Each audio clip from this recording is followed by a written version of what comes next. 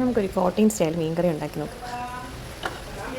നമുക്കൊരു മീൻകറി ഉണ്ടാക്കിയാലോ? മഴയത്ത് നല്ല ചൂടുള്ളൊരു കോട്ടയം സ്റ്റൈൽ മത്തിക്കറി ഉണ്ടാക്കി നോക്കാം. ആദ്യം നമ്മൾ ഒരു ചട്ടി അടുപ്പത്ത് വെച്ചു.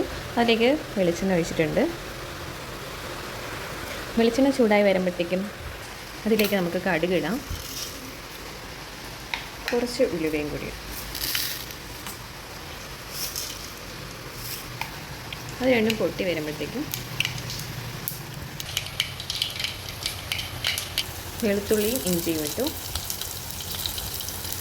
അതിൻ്റെ ഒരു മണമൊന്ന് മാറി വരുമ്പോഴത്തേക്കും അതിലേക്ക് ചെറിയ ഉള്ളി അരിഞ്ഞു വെച്ചതും പച്ചമുളക് കീറിയതും കൂടി ഇട്ട് കൊടുക്കാം. അത് നന്നായിട്ട് ഇളക്കി അത് നന്നായിട്ട് വാടും വരെ നന്നായിട്ട് ഇളക്കുക.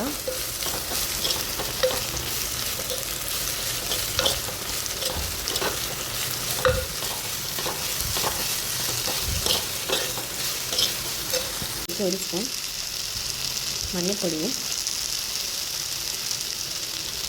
കുറച്ച് മുളക് പൊടിയും കൂടി ഇട്ട് നന്നായിട്ട് ഇളക്കുക. മുളക് പൊടിയിലേക്ക് പച്ചമണം മാറും വരെ നന്നായിട്ട് ഇളക്കുക. ആവശ്യത്തിന് എരിവ് അനുസരിച്ച് മുളക് പൊടി നമുക്ക് ചേർക്കാം.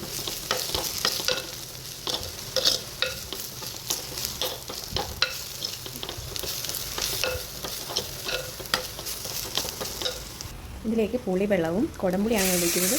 കോട്ടയം മീൻകറിയിൽ മത്തിക്കറി വയ്ക്കുമ്പോൾ കൂടുതൽ കുടംപുളി ഇട്ട് വെച്ച് കഴിഞ്ഞാൽ കുറച്ചും കൂടെ ടേസ്റ്റ് ആയിട്ട് നമുക്ക് കിട്ടും. ആവശ്യത്തിന് കുടംപുളി ചേർക്കാം.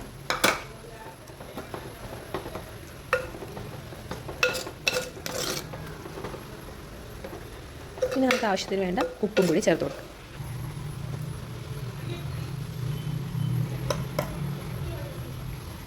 ഇത് നന്നായിട്ട് ഇളക്കി കൊടുക്കാം. അതിലേക്ക് കുറച്ച് കറിവേപ്പിലയും കൂടി ചേർത്ത് കൊടുക്കാം.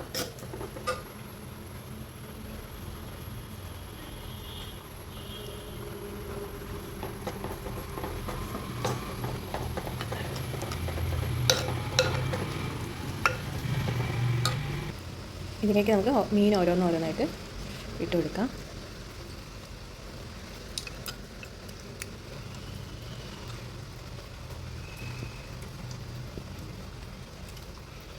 തിളച്ച് വരുമ്പോഴത്തേക്കും മീൻ നമ്മൾ ഓൾറെഡി ഇട്ടിട്ടുണ്ടായിരുന്നു. അത് കഴിഞ്ഞിട്ട് നമുക്ക് അത് മൂടി അടച്ച് വെച്ചിട്ട് നമുക്കൊന്നും കൂടെ അത് വേവിച്ചെടുക്കാം.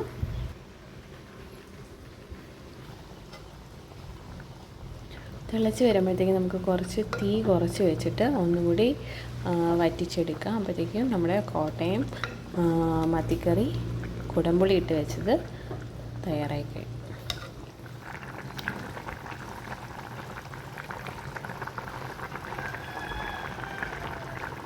ഇത് നല്ല ചൂട് കപ്പയോടൊപ്പം ഈ മീൻകറിയും കൂടെ കൂട്ടി നമുക്കിനി കഴിക്കാം.